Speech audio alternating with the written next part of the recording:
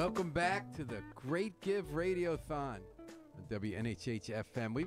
We're spending 36 hours along with the Community Foundation, urging folks to pony up. Now's the time, folks. Tuesday and Wednesday is the Great Give from the Community Foundation.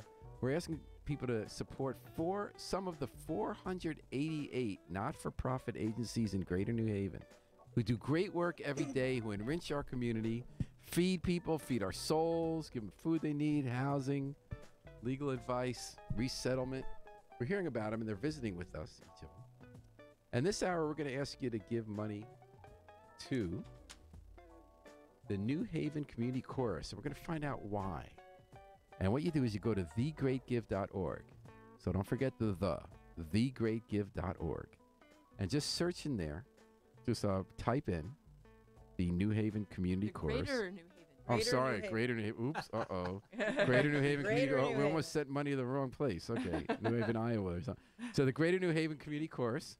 And then we also like to give it to other agencies. If you'd like to give this radio station, we're not-for-profit, WNHH, if you type in WNHH. But right now we're going to talk about and hear from the Greater New Haven Community Chorus. And we've got a whole bunch of the folks in the studio today, not the whole chorus.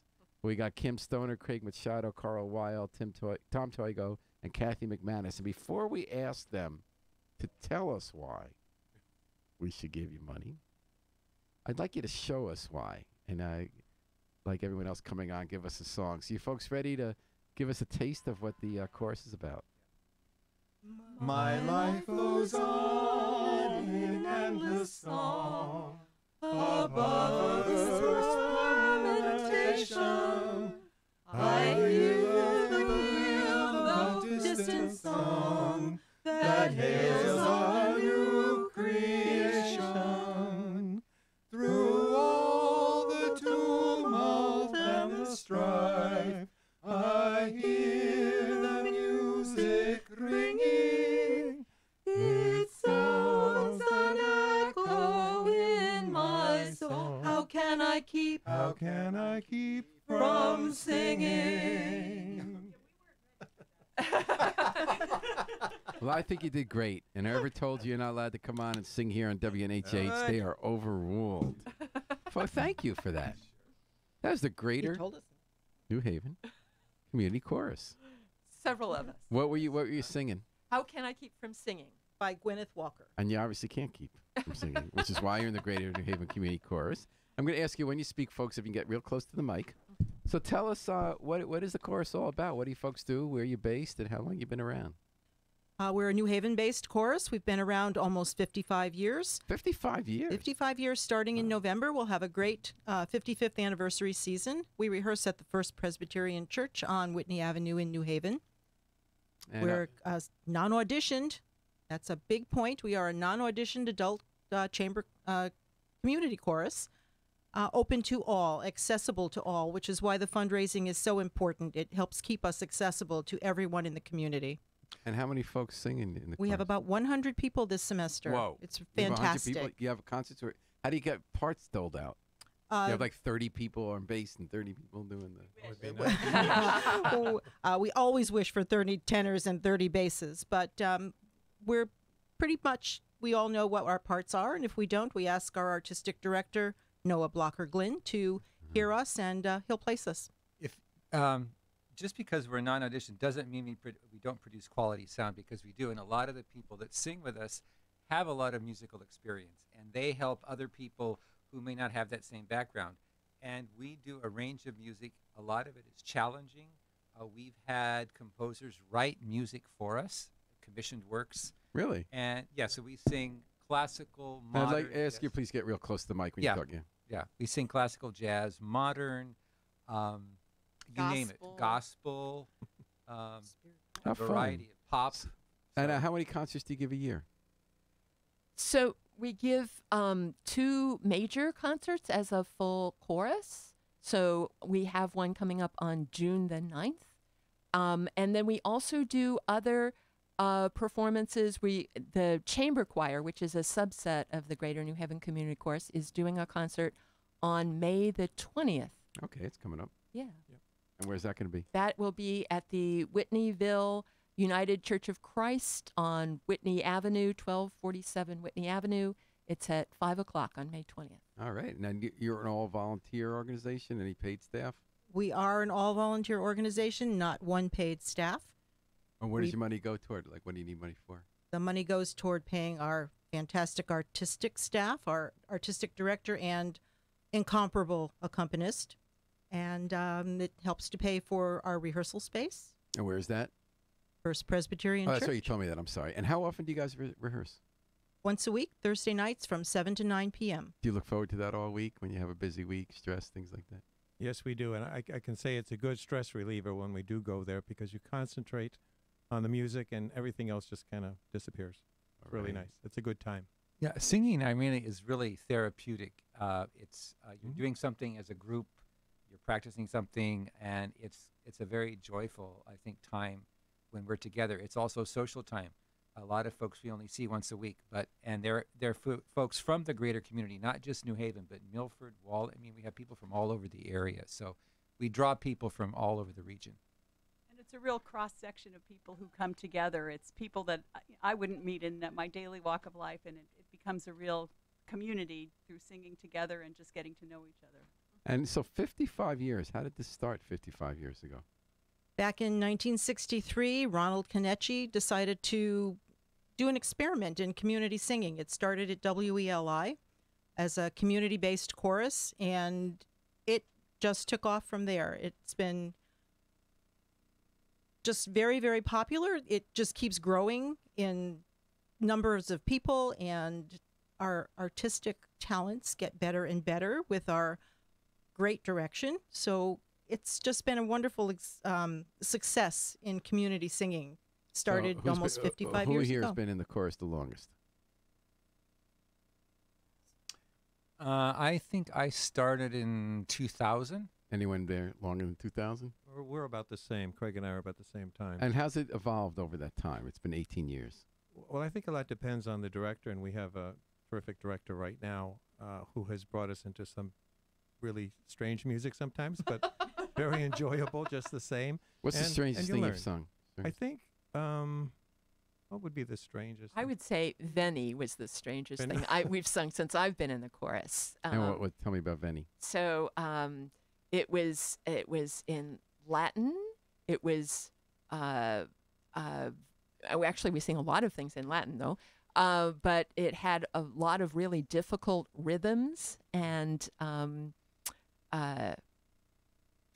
I don't know. It was just. Well, Veni was composed by Matthew Kramer, who was at the time our choral conducting assistant, which is a program unique to the chorus. Mm-hmm. He composed it for, I believe, the Connecticut Children's Chorus, and we collaborated with them at a concert, our fall concert in, I think, 2015, and we did a concert together with the Connecticut Children's Chorus at St. Mary's Church. Oh, wow. So we're talking about the Greater New Haven Community Chorus here on the Great Give Radiothon, where 488 nonprofits in New Haven are raising money together. There was some fun competition, but it's really hoping that everybody will be able to raise a lot of money. We're hoping that $1.5 million gets raised by the end of the Great Give Wednesday at 8 p.m. So tell me about a night you'll never forget in the chorus, a concert that you... Well, I think for me, one of the most memorable events was actually when we sang Rudder's Requiem, and this was over in Morris Auditorium at Yale, and it was actually a concert in honor of our founder. And who was the founder? Ron Kenichi. Oh, yes, right. Yeah. And we had some people that were former chorus members attended, and we got up at the end of this and we sang the song from Carousel, When You Walk Through a Storm. And it was one of those, moments in the life of a choral organization when you've sung a beautiful piece of music, and then you kind of top it off by having people join you on stage who sang with us. And that's probably one of my favorite pieces of choral music by John Rudder, and it was a moment, I think, to remember. Oh, Carla has a memory. I have a memory. Well, so this was a very personal one. I hadn't done music. I'd done music when I was a young person, and for many, many years I hadn't done anything. So the first year that I finally was able to join the choir, we were singing a Mozart Requiem, I believe, and just being in the choir and being able to make that sound with all those people, and I'm doing it again, I started crying, which is a really bad thing when you're trying to sing. You can't do both at the same time, but it's just the feeling of everybody doing that together, and it's a really diverse, unusual collection of people, and it was overwhelming for me. Oh, sweet. So when we think about when we're young, a lot of us are encouraged to do music, which I think is such an important part of who we are as human beings and how to live. And then we get busy, right? So I was thinking of Carla. I wonder if a lot of folks are in Carla's situation where you did music when you were young, you learned an instrument, you sang in a choir, you didn't do it for decades, and then you came back. Is that sort of?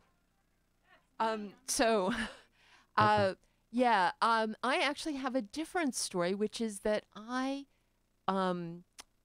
had played in the band when I was young. I played the saxophone in the band when I was young, but I had not sung a lot of choral music, and I was sort of depressed when I was in my 40s, and I started taking voice lessons, and I learned how to sing by myself, and then I had to learn how to sing in a group because I hadn't really sung in a group. And so that's really what I've learned from being in the chorus. You learned it in the chorus. Is how to sing alto, how to sing, I'm an alto, how to sing harmony and how to sing with other people singing other parts. Who teaches you? So you learn by doing it, really. So we have one person in the chorus who helps people out before the chorus meets, who have trouble reading music and figuring out the rhythms, but that's not really sort of my situation.